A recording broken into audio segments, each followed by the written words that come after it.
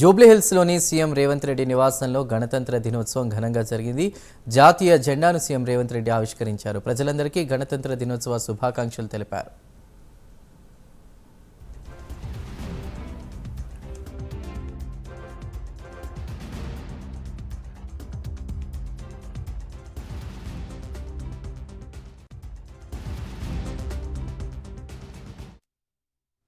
నాలుగు కోట్ల తెలంగాణ ప్రజలకు 76వ గణతంత్ర దినోత్సవ శుభాకాంక్షలు.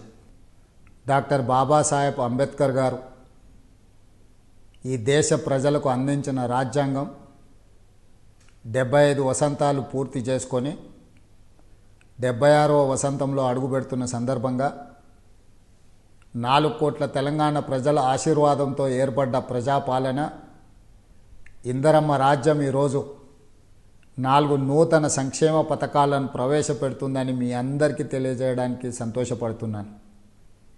మీ రేవంత్ అన్నగా మీ ఆశీర్వాదం తీసుకొని తెలంగాణ రాష్ట్ర ముఖ్యమంత్రిగా 13 నెలలు పూర్తి చేసుకున్న సందర్భంలో ప్రజలకిచ్చిన గ్యారెంటీలను ఒకటొకటిగా అమలు చేస్తూ ఈనాడు ఈ గణతంత్ర దినోత్సవ సందర్భంగా రైతు భరోసా, ఇందిరమ్మ ఆత్మీయ భరోసా, ఇందిరమ్మ ఇండ్లు, నూతన రేషన్ కార్డుల పంపిణీ కార్యక్రమాలను ఈరోజు ప్రారంభించుకోవడం నాకెంతో సంతోషంగా ఉంది.